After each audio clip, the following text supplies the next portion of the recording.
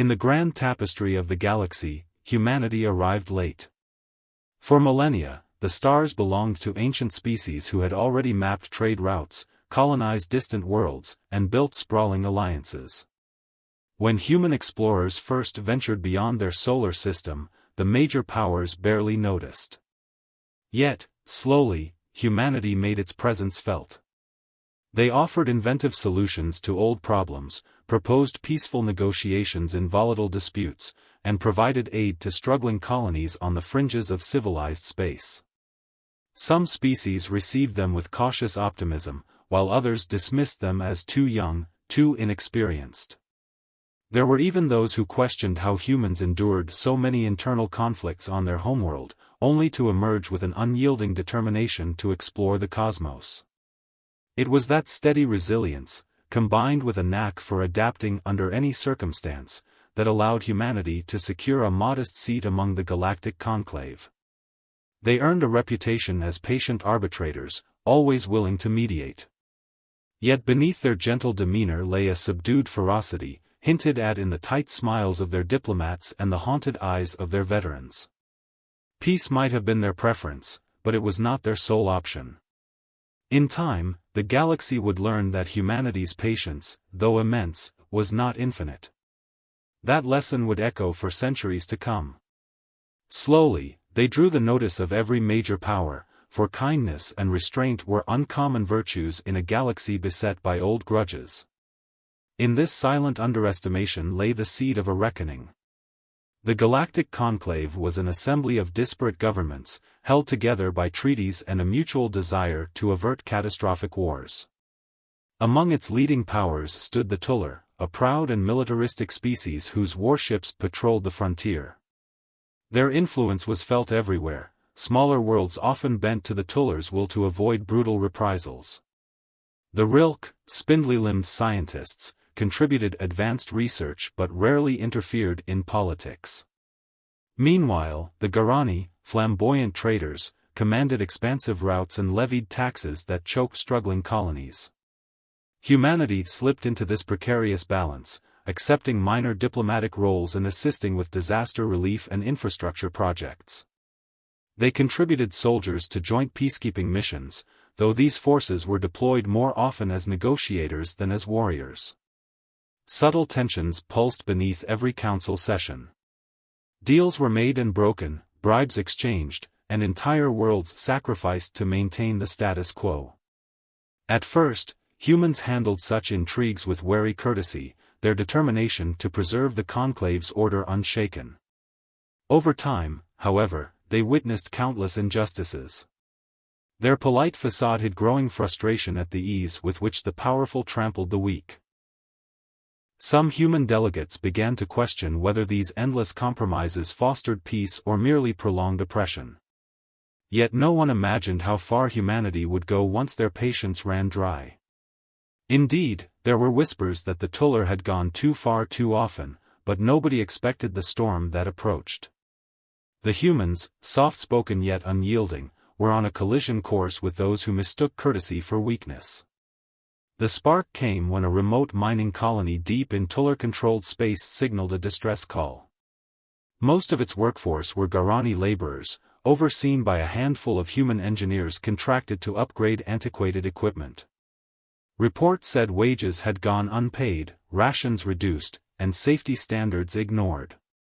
When the laborers organized a peaceful protest, Tuller enforcers arrived with heavy weapons. Bloodshed followed. A ragged transmission reached the conclave's capital, frantic pleas from terrified voices, begging for intervention. Ambassador Aton Mercer, representing Earth, stood before the conclave council, demanding an immediate response. The Tuller delegate brushed off the accusations, proclaiming the incident an internal matter. They claimed the workers were inciting rebellion, brandishing fabricated evidence of hidden armaments. Other members glanced away, unwilling to challenge the Tuller war machine. Only the humans persisted, demanding an impartial investigation. Their voices went unheeded. Hours later, new images circulated, the colony reduced to smoldering ruins. Bodies lay strewn amid craters, fires raged unchecked, and the Tuller guards paraded in triumph. In Earth's embassy, horror mixed with fury. No more whispered protests, no more patient diplomacy. News of the atrocity flashed through human space, igniting a single consensus: enough was enough. The conclave had failed its mandate, and humanity would no longer stand by. In that moment, their tolerance shattered, revealing the steel beneath the surface. The next steps they took would reshape galactic politics forever. They mobilized, without apology, setting the stage for an inevitable confrontation that would echo across countless star systems. Under hushed corridors of Earth's central government, urgent meetings convened to prepare for conflict. Military officials unveiled prototype warships they had been developing in secrecy, blending alien technology with human ingenuity. The fleet that formed around Earth and its colonies was unlike anything the galaxy had seen: ships capable of advanced electronic warfare, faster FTL drives, and adaptive shield arrays. These were weapons designed not for conquest but for deterrence. Yet now, deterrence was no longer enough. Strategists devised daring plans to liberate oppressed worlds, to punish Tuller war criminals, and to assert that no species, however powerful, could commit atrocities without consequence. Simultaneously, human diplomats reached out to sympathetic powers, forging quiet coalitions with those fed up with Tuller bullying. The Garani, reeling from the massacre of their people, secretly pledged resources. The Rilke opened research archives otherwise off-limits. Suddenly, the Tullers' greatest strength, their monopoly on force, no longer looked absolute. Meanwhile, the conclave sputtered in indecision. Debates dragged on in endless circles, with some insisting on negotiations, others pleading for caution. But humanity was done waiting. Fleets mobilized, armies assembled, and orders were issued. Within weeks, warships adorned with Earth's insignia set sail for Tuller space, prepared to do what the conclave refused: protect the vulnerable and hold the oppressors accountable. When the call to arms went out, countless human citizens volunteered without hesitation, driven by outrage and conviction. They marched into the unknown, fueled by a collective vow: never again would they watch the strong devour the defenseless. The Tuller scoffed at the initial reports of human mobilization, dismissing them as feeble posturing. After all, Tuller fleets had repelled larger coalitions before. They saw humanity as naive optimists who would crumble under real pressure. But as wave after wave of reconnaissance data poured in, doubt crept through Tuller command. Human ships employed stealth tactics, disrupted Tuller communication relays, and sowed chaos behind enemy lines. Simultaneously, sabotage within Tuller supply chains erupted, aided by defectors from smaller species the Tuller had long oppressed. Garani carriers halted commerce routes, while clandestine Rilke teams jammed strategic Tuller research stations. Stretched thin, the Tullers suddenly found themselves on the defensive. Enraged, they mustered their main battle groups, vowing to crush humanity and any ally foolish enough to stand with them. Yet each engagement revealed a startling truth: human tactics were unpredictable, their technology more formidable than anyone imagined. The Tullers' famed dreadnoughts fell to swift strikes from coordinated fighter wings. Their fortress stations proved vulnerable to infiltration by small human squads armed with cutting-edge gear. Day by day, the tide shifted. The rest of the galaxy, watching through secret broadcasts and hushed diplomatic channels, realized this was no mere rebellion. Humanity fought with calculated wrath, a collective resolve honed through their own bloody history on Earth. And slowly, the Tuller began to fear that perhaps they had awakened something far more dangerous than they ever anticipated. For the first time, their pride wavered, confronting an enemy that refused to cower or negotiate.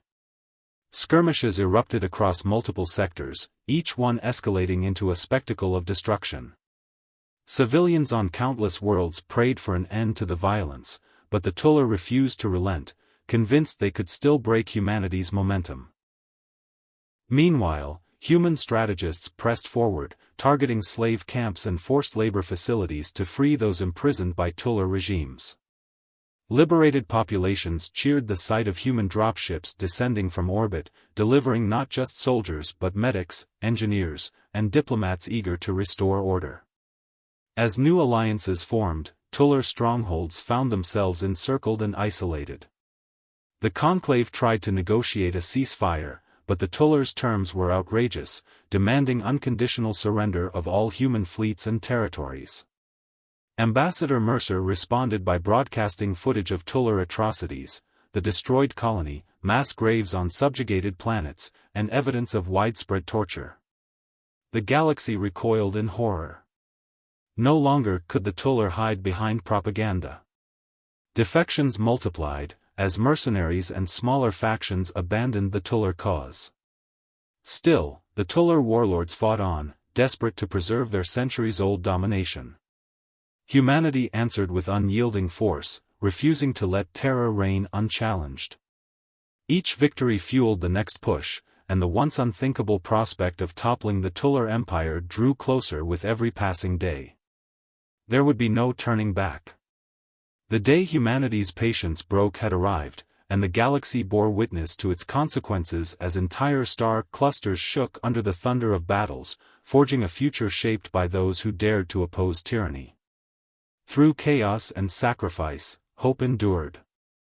The pivotal turning point came in the Maelstrom Rift, a hazardous region racked by gravitational anomalies and swirling ion storms. This sector, long considered impassable, housed a secret Tuller research base rumored to develop illegal bioweapons. Commanded by High Warlord Drak, the installation was heavily fortified. Many believed even a fleet of dreadnoughts would be obliterated in navigating the treacherous region. Yet the humans launched an audacious incursion. Using specialized vessels equipped with advanced sensors, they charted safe paths through the storms, losing only a handful of scout ships in the process. When they finally emerged before the Tuller base, they struck swiftly. A barrage of electromagnetic pulses disabled defense systems, while infiltration teams landed planetside to sabotage power generators. Draka's forces fought fiercely, but the humans advanced with unyielding coordination. Explosions tore through reinforced bunkers, leaving the Tuller garrison in disarray. In a climactic confrontation, human marines overwhelmed the Central Command Center, seizing data cores that revealed the horrifying scope of Draka's experiments. Evidence of weaponized plagues meant to annihilate entire planetary populations shocked even veteran officers. The broadcast of these findings to the broader conclave tore away any remaining support the Tuller had clung to. If the galaxy needed further proof of Tuller depravity, here it was. When the dust settled, humanity's victory was absolute. The Maelstrom Rift strike not only crippled the Tuller's secret programs but shattered their invincible myth. Word spread like wildfire, the Tuller juggernaut could bleed, and humans knew exactly how to make it happen. Within weeks, multiple Tuller border worlds revolted, seizing the opportunity presented by the Empire's faltering grip. Garrisons defected, their soldiers no longer confident in the Tuller's guarantee of victory. The Conclave, finally recognizing the tide of change, began expelling Tuller delegates. An emergency summit convened to discuss the post-war landscape, though the fighting raged on in several critical systems. Ambassador Mercer and his coalition of representatives pressed for war crime tribunals, demanding accountability for the atrocities laid bare by captured records. Despite desperate pleas from the cornered Tuller leadership, humanity refused any settlement that did not include reparations and the release of all captives. One by one, Tuller strongholds either surrendered or succumbed to targeted assaults. The final blow came when Earth's flagship, the Dauntless Dawn, led a joint task force to liberate the Tuller core world of Vashtal, where countless prisoners toiled in harsh labor camps. Coordinated strikes dismantled orbital defenses, and ground forces swiftly overran the camps, broadcasting images of grateful survivors embracing their liberators. Vashtal's fall sent shockwaves throughout Tuller space, signaling the effective end of their empire. Factions still loyal to the old regime gathered in isolated pockets, but the unstoppable momentum of humanity and its allies left little doubt as to the outcome. Galvanized by fury, humanity's final objective loomed: to bring the architects of massacre before justice and ensure such horrors would never plague the galaxy again. Once dismissed as idealistic novices, humans now stood triumphant, forging a new chapter in the cosmic saga. As Tular territory shrank, splinter cells loyal to extremist warlords launched desperate attacks on liberated worlds. Civilians were terrorized, infrastructure sabotaged. In response, humanity intensified relief efforts, sending aid convoys protected by armed escorts. The message was clear: they would not abandon those who risked joining the cause. Still, sporadic bloodshed scarred the path to peace. Where Tular insurgents detonated bombs or targeted hospitals, human security forces retaliated decisively, capturing ringleaders and dismantling cells. Trials were conducted swiftly but transparently, with evidence presented to the conclave, further exposing the depth of Tular extremism. Meanwhile, the newly freed colonies began rebuilding. Human engineers restored power grids, constructed housing, and delivered medical supplies. Seeing schools reopen and markets flourish under their stewardship, local populations embraced the alliance with humanity.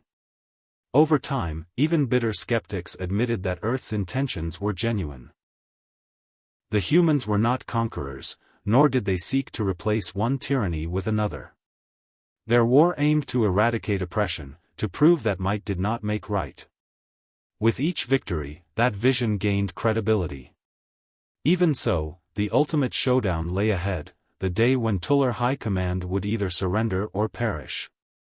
Humanity refused to rest until the final heads behind the massacres answered for their crimes.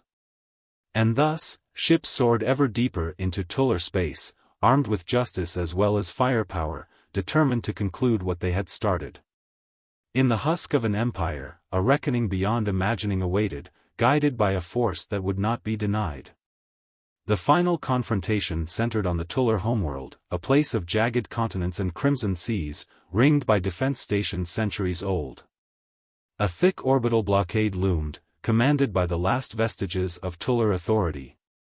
They brandished doomsday weapons, threatening to unleash annihilation if humanity dared invade. Yet Earth's armada, reinforced by allied forces, arrived undeterred. Admiral Rahim Sung, in command of the human flagship Aegis Crown, transmitted one final demand: unconditional surrender and the release of all political prisoners. In response, the Tular launched a barrage of antimatter torpedoes. The human fleet evaded, shields shimmering under near misses. Counterstrikes followed with surgical precision. Tular platforms burst into molten debris, unleashing bright flares visible from the planet's surface. Civilians below stared in awe and dread, witnessing the collapse of the mighty bulwark that had sustained their rulers' arrogance. Undeterred, Tular generals activated planetary defenses, aiming monstrous cannons skyward. Hammering blasts raked the Aegis Crown, rupturing part of its hull. Still, the humans pressed forward. Drop ships descended into fortified zones, unleashing battalions of Marines equipped with advanced combat suits. Battles erupted at planetary strongholds. Even in their last stand, the Tular refused mercy, deploying chemical agents and booby-trapped city streets.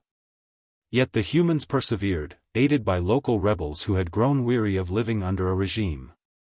At every turn, Tular wrath met human determination, culminating in a final push toward the seat of power. What followed would echo through history as the day an empire crumbled under its own sins. Storming the Tular capital's citadel was an ordeal. Heavy turrets guarded every approach, while labyrinthine corridors teemed with hardened soldiers. The clang of gunfire and the roar of explosions reverberated through the city. Ground coordinators, led by Colonel Arya Beck, pressed forward. Each hallway seized was another blow to Tular morale, as stunned defenders realized their once invincible leaders had no plan for defeat. Civilians hid in basements, uncertain whether to fear the humans or welcome them. When Colonel Beck's battalion finally breached the central command chamber, they found Tular Supreme Commander Kawkith entrenched behind fortifications. He bellowed curses, certain the Tuller legacy would endure even if their armies fell. Beck offered a chance to surrender, which Kokoth answered with plasma fire, injuring several Marines. The counterattack was swift and final. Within minutes, Kokoth's guards lay disarmed and the commander collapsed, alive but incapacitated. Over secured channels, Colonel Beck declared the citadel taken. Outside, the sounds of battle ebbed. Tuller soldiers everywhere tossed their weapons or fled into underground passages, grasping that all was lost. Across the planet, cheers and tears mingled in the streets as the news spread: the Tuller Empire had fallen. In a single day of reckoning, centuries of oppression crumbled beneath humanity and its allies. The fighting would linger in pockets, but the grand apparatus of tyranny lay shattered. With Kokoth captured, the final spark of resistance flickered and died, leaving the galaxy forever altered by a single truth: humanity had refused to yield. In the aftermath, the conclave convened an extraordinary session. Delegates from liberated worlds and newly allied species stood alongside humans, demanding reforms. War crimes tribunals were established, bringing leaders to account for atrocities committed under reign.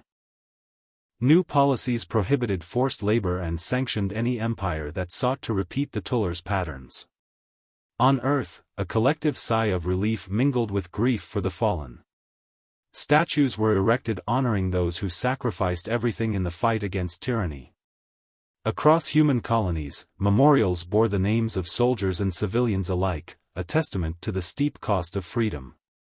Yet hope glimmered through the sorrow. The Garani resumed trade under fairer terms, the Rilk opened their archives, and countless smaller species discovered an era defined by cooperation instead of coercion. Humanity did not become overlords, instead, they guided the reconstruction with and. The day humanity's patience broke became the turning point in recorded history, symbolizing both the horrors of unchecked power and the will of those who refused to accept injustice.